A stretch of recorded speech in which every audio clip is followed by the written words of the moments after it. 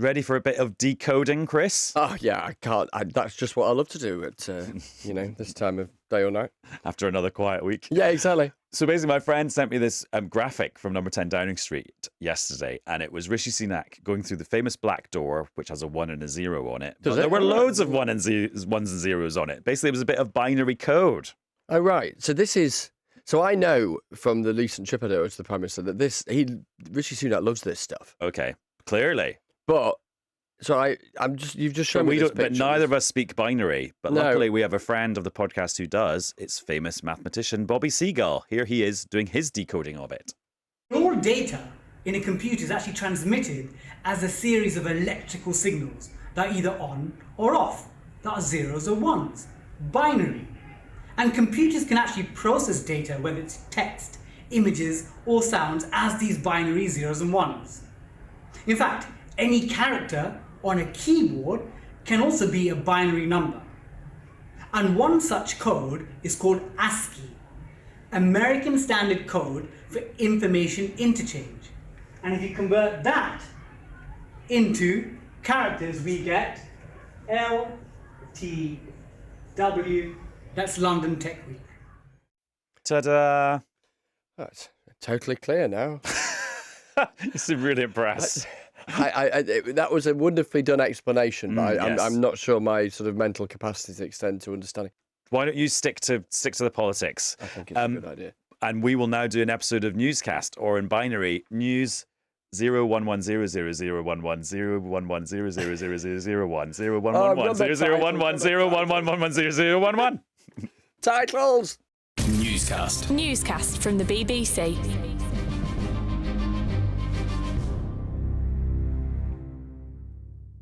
Hello, it's Adam in the studio. And it's Chris in the studio. And this is the second time we've podcasted today, because when the House of Commons Privileges Committee report into Boris Johnson was published at 9 o'clock this morning, we assembled and did a quick little extra newscast, which you can listen to on BBC Sounds. So that was the rehearsal, and now we can try and get it right. Yeah, so you can probably tell me very quickly, very easily what's in it now. Yeah, I mean, it's extraordinary, really, because, the thing is about today, the reason this kind of postcode, and I guess more widely the kind of electorate... And actually, we've got some people from this postcode with us here well, as well. I'll introduce them now, shall I?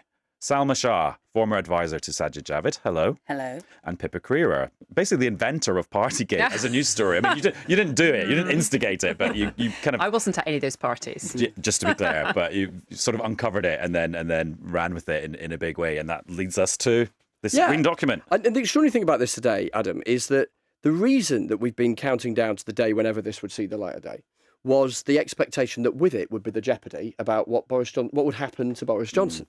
And of course, he preempted that. And there was always a likelihood that he might do that, but he preempted that with what he said last Friday. So we were waiting for this to appear, knowing that it was going to be pretty devastating, because it was sufficiently devastating that he'd resigned in advance, and that the various most severe sanctions that it could suggest, he'd basically walked down the plank himself already. And yet, when it plonked down on our desks and into our inboxes at 9 o'clock this morning, it still had the kind of wow factor in its depth and its breadth of the demolition, really, of Boris Johnson's conduct and his character. It's kind of as simple as that. You kind of think you can see why, when he got it last week, he hit the roof. he was, not exactly pleased. And that suggestion, I know it's academic now, but that suggestion of a sanction, of a suspension of 90 days. And what I hear, and it is touched on in the report, is that a massive contributor to that number being so big was what he did last Friday and in the subsequent days since. That sense basically criticising the committee. Yeah, a breach of confidence, and also that sense that his contributions to the committee's work at various stages, the testimony he gave back in March, what he did on Friday, various other things, also served to crank up the kind of opprobrium that they felt for him. Pippa, you're a political editor at The Guardian now. You started covering this story when you were at The Mirror, but it was kind of like following breadcrumbs, wasn't it? Because we only learnt it bit by bit by bit. What's it like seeing the whole loaf? Well, it's been a long 18 months. Yeah. And I've been reflecting a bit on what it was like that first morning when we ran that first piece.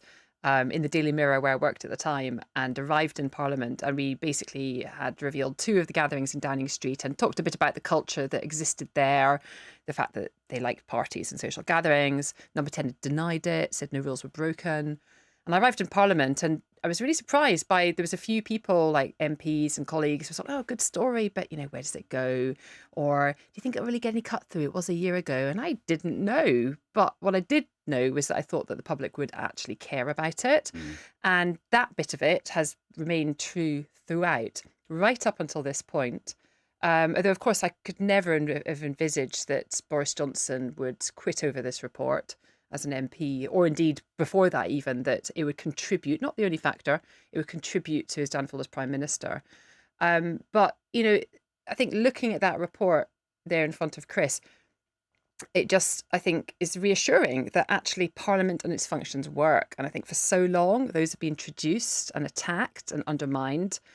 And it feels like there's an opportunity here, actually, for a reset and hopefully sort of to try and restore some of that public trust in those institutions. One of the things that surprised me, so there's 2 things that surprised me when I was reading it on the train on the way in, on tiny text on my tiny phone. First of all, that point that you made, Chris, about just the backlash against Boris Johnson's reaction to it, just how much that meant to what they decided to sort of theoretically sanction him with. And the other one is just that actually it does feel like a trial of the whole Partygate thing, because to prove their charge that he misled Parliament, they have to go through all the COVID rules and all the evidence about what was happening in Number 10 at the time. And it almost feels like a prosecution of the whole of Partygate. And I was quite surprised that it felt like that, because I thought it would just be about what he said in Parliament. Yeah, I mean, they didn't relitigate the whole Partygate saga, but you're right, it was all there in black and white. And there was actually one new example that we hadn't seen before of evidence from a Downing Street official who said that basically it was as though normal life continued during the pandemic there. There was birthday parties, leaving dues, wine time Fridays, it all went on. And a line which really struck me was that staff were warned when they walked out of the building just to be careful of the cameras that were out there. And the conclusion by this official that it was all a pantomime. Now, most of the report wasn't about what went on in Downing Street. It was about Boris Johnson and his response in the House of Commons. But that was just a little reminder to me that, that did underpin it all. And yes, it does feel a little bit like he has gone through this trial, if you like, of his peers in the Commons, and they've reached this very, very damning conclusion. Salma, I wonder what your first thoughts were when you started taking a look at this and hearing the headlines this morning on the kind of the Richter scale of it. Because for me, that was the surprise. We knew it would be devastating, but perhaps not as devastating for Boris Johnson as it turned out to be. I think the issue with anything surrounding Boris Johnson is that it's overwhelming, and everything that comes at you in terms of information and everybody's sort of opinions and takes, you're completely sort of drowned in them. I think it takes a little while, or it took me a little while, to really understand the significance of this, because he'd already resigned. So, the 90 days is a moot point now, but he'd already resigned. But actually what we're talking about is a former prime minister, the most important official in the land, basically no longer, let's see what the vote says, but the recommendation being him no longer having access to Parliament. Like, this is incredible. There is under a year after he was serving as prime minister. And a parliamentary committee is telling us that Boris Johnson lied, right? That is really significant. And I think it gets lost because there is this always overwhelming narrative, the counter-narrative, the language around it, people talking about kangaroo courts and witch hunts and things like that. But fundamentally, this is a very serious constitutional point. And I suppose, actually, and picking up on your point, and then Pippa, the one you made a few moments ago, you can make an argument beyond all of the noise and the characters of all of this, that this is, for all of the questioning that we all ask around systems and structures, whether it be of the state or of democracy, of things working, the journalistic pursuit of truth, followed by Parliament scrutinising the executive, or in this instance, a former prime minister, with this level of sanction, prompting the prime minister to preempt what they were sanctioning, or the former prime minister to preempt and leave Parliament. The system's somehow working. Yeah, I think it took a while though, didn't it? And there was a lot of obstacles along the way. I mean, I won't forget very readily some of the responses of Downing Street, not just Boris Johnson in the chamber when confronted by MPs, but also the stuff we were hearing from MPs supportive of him, and also Downing Street itself, the spokesman in there, dismissing the reporting, saying it wasn't true, personal attacks on me, personal attacks on other journalists, because it wasn't just me. Obviously, there was lots of other journalists that broke stories on this, including at the BBC. And they tried really, really hard to kind of dismiss it as trivial, to discredit it.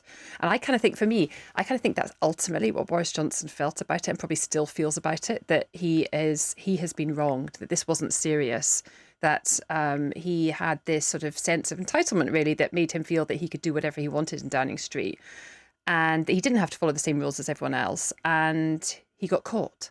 And he hates that more than anything. Can I just say, I would slightly challenge what you've just said, Chris. Go for it. In that this is a indication that the system works. I think the fact that we've had to go through this process is actually an indication that the system has not been working. And that's why it is really important that the Prime Minister now, and as the government has already said, it's not going to do what Boris Johnson did in the case of Owen Paterson and just note what the Privileges Committee has said. It's accepted and it's allowed a free vote. And I think that we have to be really mindful of the fact that, you know, people like me, bag carriers, and people who speak to journalists all the time behind the scenes, we will always exist. And, you know, those judgments will always exist that you've got to make when stories like this come up. But I go back to my earlier point. This is an incredibly big moment in UK politics. And it is because this huge constitutional thing has happened. A Prime Minister has been sanctioned to a great extent. That is not the system working well, because how did we get to that point where this happened? Well, let's talk about the system in the Tory party now. And I'm a bit confused because at one point you can think, oh, this might be Boris Johnson finished, and actually he's got a dwindling band of supporters. And then you see quite a lot of tweets from MPs going, I back Boris. And then you're like, well, actually, is it really that many? It's maybe only about 10. And then you think, well, we've got this vote on Monday. That'll be a really good test. But then actually, maybe people will abstain just because they don't want to be involved. That doesn't mean that there's secret Boris Johnson fans who are wishing for him to come back. And I was doing a new episode of the Boris podcast that I did in the summer, just catching up with everything. And we had someone on there who's a big Boris backer running a grassroots campaign to bring him back. And she said, he's got a route back to power. And I was like, what is it? And she couldn't say. So then you're like, well, actually, maybe this is it all over. And then you then think back to Rishi Sunak on Monday when he came out swinging for Boris Johnson about the conversations they'd reportedly had behind the scenes about all these peerages. And then you think, actually, is this a bit energizing for Rishi Sunak, because it's given him a bit more oomph and he can sort of like permission to fight back against Boris Johnson rather than just trying to sort of contain him. I just don't, which one is it? Well, a bit of everything? He had I was really struck that, you know, Rishi Sunak, who quite often, I've interviewed him a few times in the last couple of weeks, he doesn't relish, and this is, you know, he contrasts in character terms with Boris Johnson by about as much as you could possibly do. He doesn't particularly relish the kind of public stage and the sort of performative element of a television interview or whatever. That contribution he made on Monday when he was at the tech conference, I think he was, he knew what he wanted to say in advance. It was pithy, it was direct, and he drew a moral distinction with Boris Johnson. You could feel that, I think, a sense there that he wanted to say something. But on the Boris Johnson thing, the thing that strikes me is that sense of, you know, that question, is it over for Boris Johnson? What does over mean? In parliamentary terms, yes, in the short term, maybe in the long term.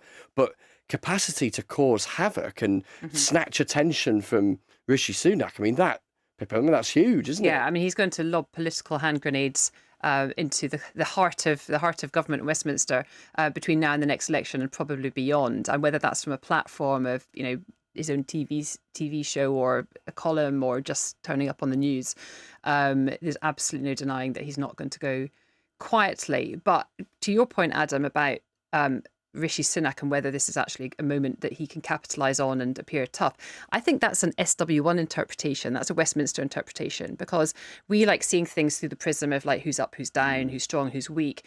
I think the vast majority of the public will be sitting there going, hang on a sec here, my mortgage has just gone up.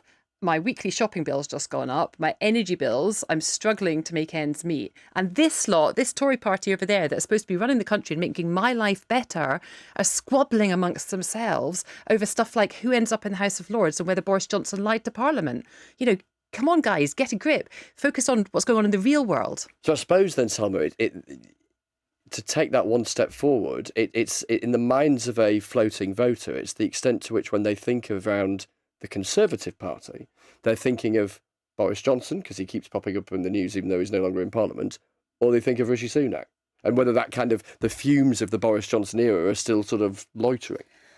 I think there is an important thing that Rishi Sunak needs to do now, and it's have some sort of sense of renewal and a departure from the Boris Johnson era and the Boris Johnson drama, which, you know, does follow him around everywhere. And you're totally right, Pippa. People are worried about their own lives because, you know, the rest of us, whilst we all obsess about what Boris Johnson's career is going to look like, most other people are worried about what their careers and what their jobs are going to look like. But I think it is important for Rishi Sunak to be able to create that distinction. And whether he does that because he's being, you know, a bit more robust on this issue, whether he does that because, you know, he had this discussion about honours or not, it is an important dividing line. Might not have as much resonance as he wants to, but I think it's important for him to be able to now pivot to what should be the new future. Obviously accepting that Boris isn't going to go quietly, as is evidenced by the statements, but, you know, we have to draw a line somewhere.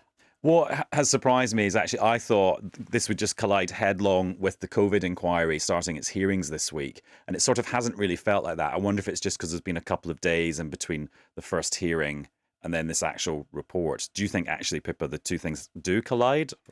I think they're probably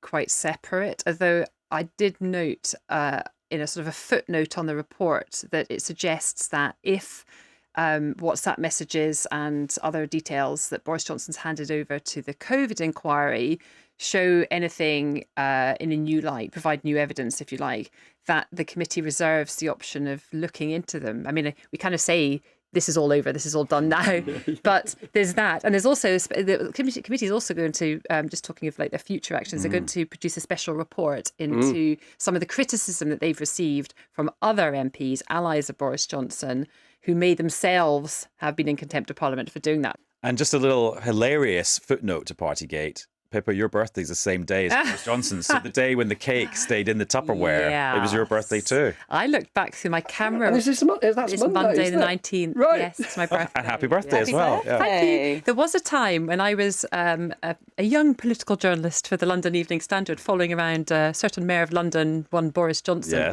that he would wish me a happy birthday as we passed to the corridor of City Hall, or even once or twice would send me a text with his birthday greetings. Those days are no longer, but it is true. We don't know. You go. Let us know on Monday.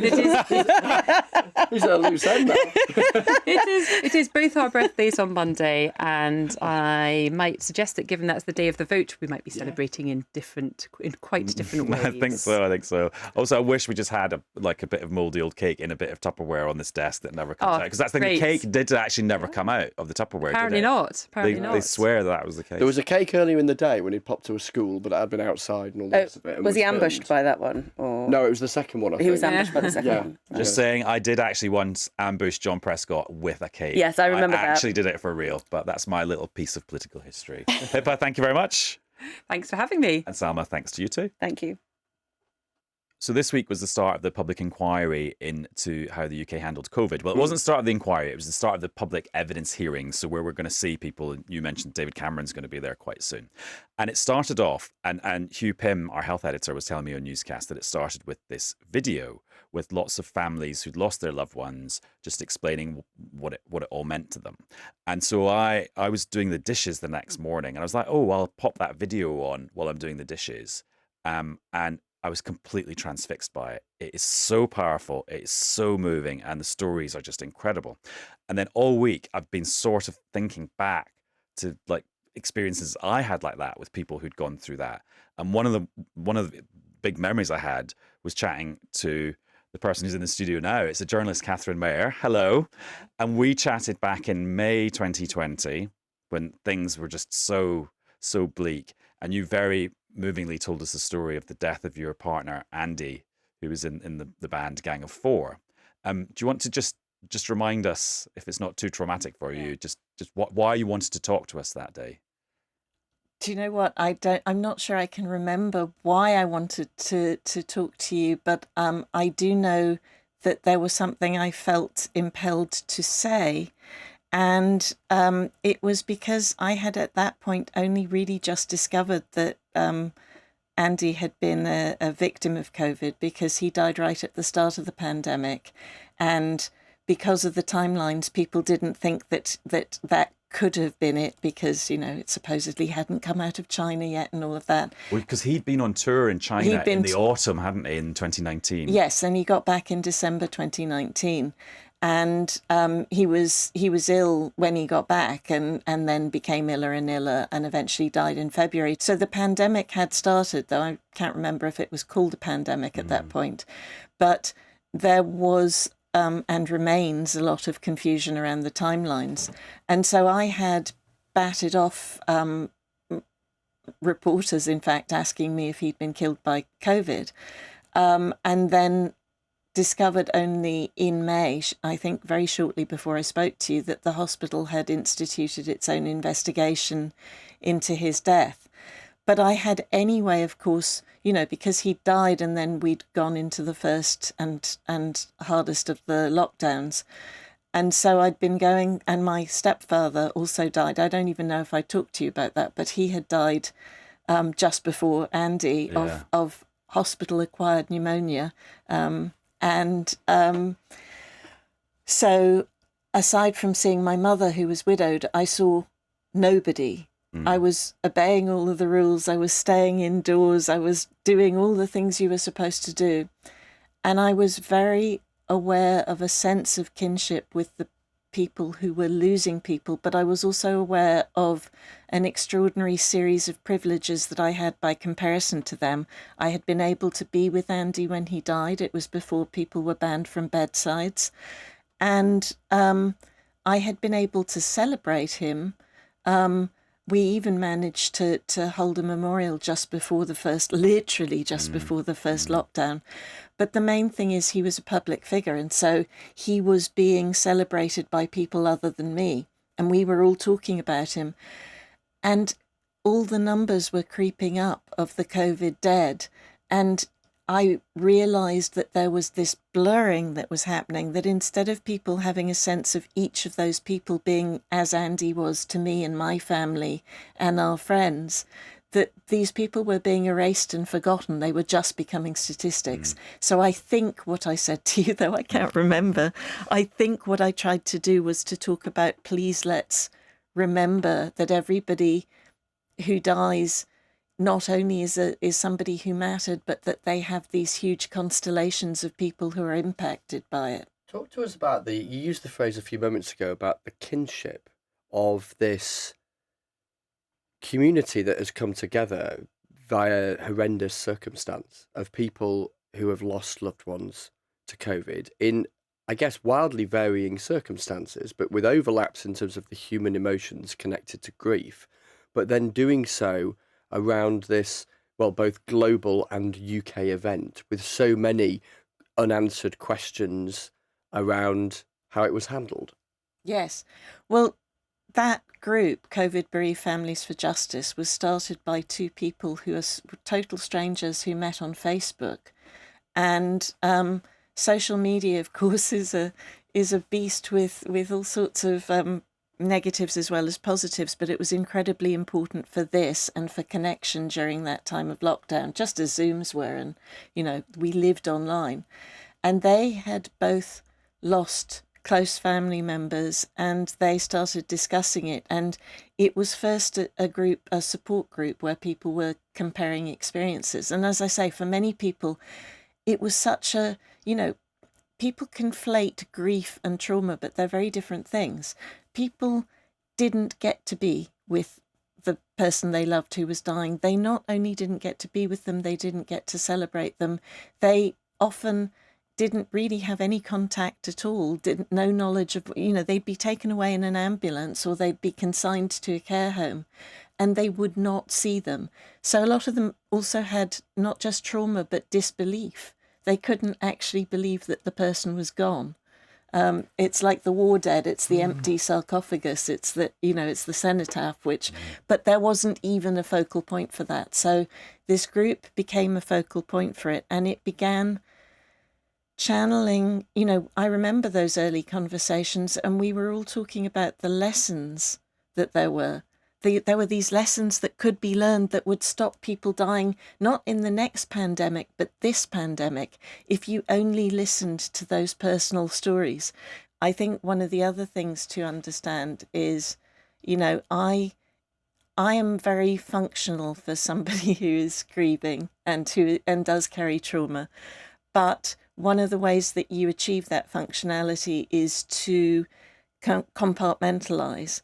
And so a lot of the time I protect myself from some of this news. But of course, today we've had the Partygate report, as well as the us being in the beginning of this inquiry, which COVID bereaved families campaigned for. We're very happy that it's happening. It took way too long to start because, as I say, there's an urgency. You might save lives from knowing these stories. But of course, the COVID bereaved stories, apart from that wonderful video at the beginning, are not being represented within any of the modules.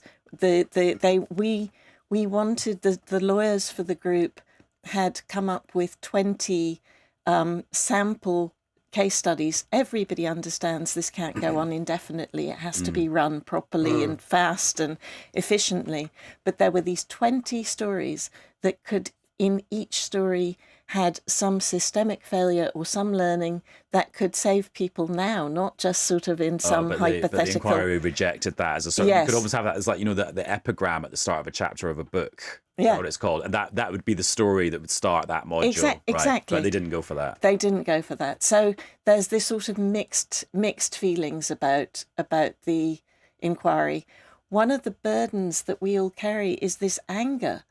Like grief, it's a truism that grief is love, but it really is. And one of the ways what your ambition for grief shouldn't be to get rid of it. People are ridiculous who have in the idea that you can move on or shed it. What you do is you make it livable. You embrace it. It's part of your life. An ambition for grief is such a powerful phrase about how to wrestle with something. Exactly. But you can't do that with trauma, and you absolutely can't do that with anger. And I don't know if you can hear my voice is getting strained, even just thinking about Boris Johnson and the government. And all of us carry this sort of burning ember that is a kind of toxic burning ember as well. I want to be able to celebrate Andy and think about him peacefully. And I want to compartmentalise that away, but you can't. So what will you get from the inquiry then, other than just the lessons that can be applied to the next pandemic? Or is that all there will be?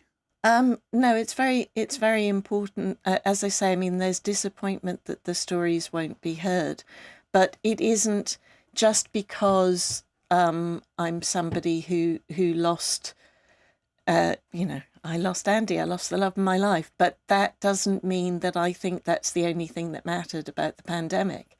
I think that there are many lessons that need to be learned.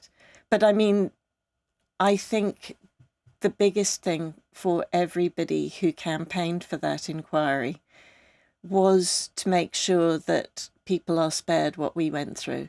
And so if there is a sense from the inquiry that it has, even if a few lives are saved because of the inquiry,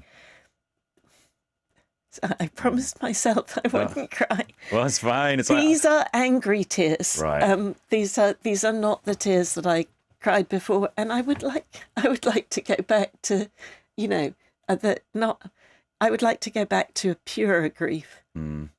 Catherine, thank you so much for coming back on Newscast. It's been lovely to catch up with you after all these years. Basically, it's years. Yes. So thank you. You're welcome. And that's all for this episode of Newscast. We'll be back with another one very soon. Bye. Bye-bye. Newscast. Newscast from the BBC.